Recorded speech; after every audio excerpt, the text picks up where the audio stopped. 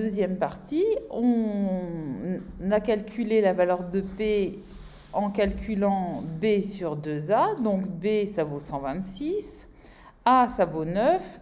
Là, j'ai mis 18, mais j'aurais pu laisser 2 fois 9. Parce qu'en fait, si on n'a pas la calculatrice, c'est plus simple de diviser 126 par 2. OK ?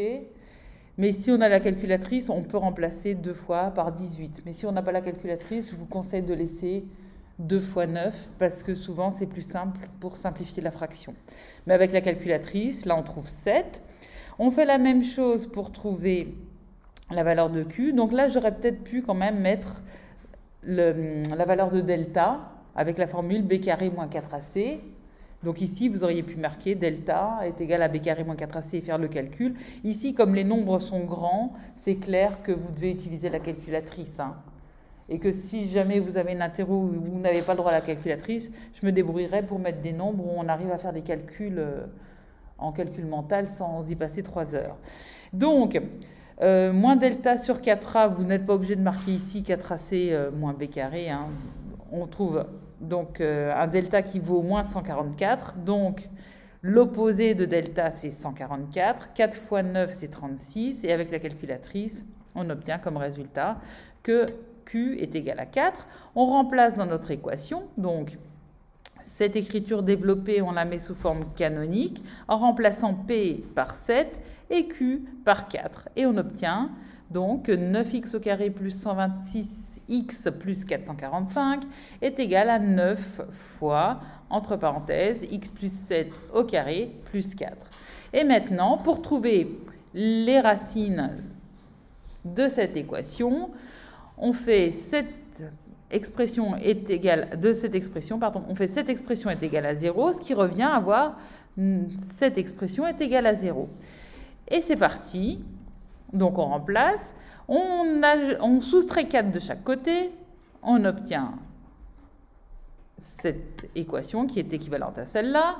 On va diviser par 9 de chaque côté, on obtient ça. Et ici, s'il vous plaît, vous écrivez directement, mais cette équation, elle est impossible dans R, puisque x plus 7 au carré, c'est un résultat qui est supérieur ou égal à 0, c'est positif, et moins 4 neuvièmes, c'est strictement négatif. Hein? Le carré d'un réel est positif, donc il ne peut pas être égal à quelque chose qui est strictement négatif. Donc ici, il faut absolument que vous écriviez impossible dans R. Je ne veux pas vous voir écrire après que x plus 7 est égal à plus ou moins le radical de moins 4 neuvièmes. On n'a pas le droit de mettre un nombre strictement négatif sous un radical. Sauf si on veut perdre des points à une interro. Et vous ne voulez pas perdre de points à une interro.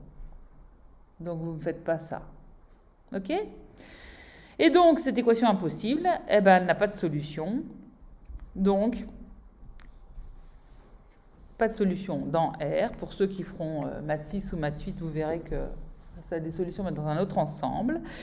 Et donc, on dit que l'ensemble des racines de cette équation, c'est l'ensemble vide, hein, cette espèce de cercle barré.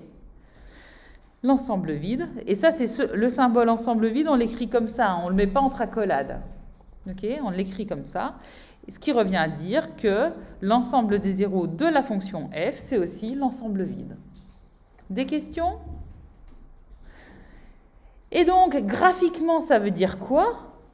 Eh bien, ça veut dire que la parabole qui est associée à cette fonction du second degré, le graphique de f, n'a pas de point d'intersection avec l'axe des abscisses. Il n'a pas de point d'intersection avec l'axe des abscisses. Et là, comme on sait que petit a est strictement positif, la concavité de cette parabole, elle est comment? Vous vous rappelez? Elle est tournée vers le haut, vers le bas? Oui. Elle est tournée vers le bas quand a est positif? Vers le haut. Moi, je me souviens, a positif, la concavité est tournée vers le haut parce que je pense le liquide reste dans le verre. Quand elle est tournée vers le bas, poum, le liquide, il tombe du verre et on en a plein les pieds. Donc ça, c'est négatif. C'est con, mais ces petites règles mnémotechniques, elles ont le mérite de... Ben oui, A est positif, la concavité est tournée vers le haut. A est négatif, strictement, la concavité de la parabole est tournée vers le bas. Donc, le graphique de f n'a pas de point d'intersection avec l'axe des abscisses. Je rappelle, hein, concavité est tournée vers le haut. Eh bien, on va en déduire de ces deux phrases. On en déduit que la parabole qui est associée à la fonction f, elle va être au-dessus de l'axe des abscisses. Regardez, ici, je l'ai tracée avec GeoGebra. Elle est au-dessus de l'axe des abscisses.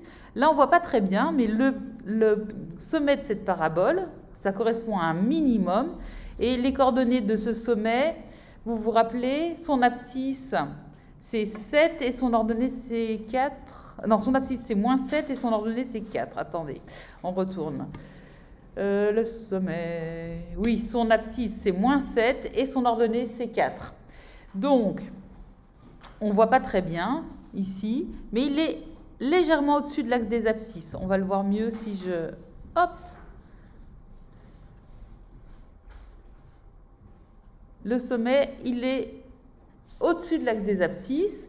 La concavité est tournée vers le haut de notre parabole, donc elle n'a pas de point d'intersection avec l'axe des abscisses.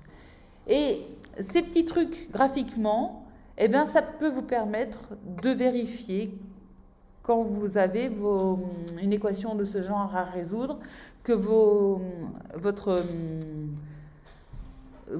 les racines que vous avez trouvées ou l'absence de racines que vous avez trouvées est cohérente avec le graphique qui correspond à votre fonction. Ça va? Des questions? Ok, eh bien j'arrête ma vidéo ici.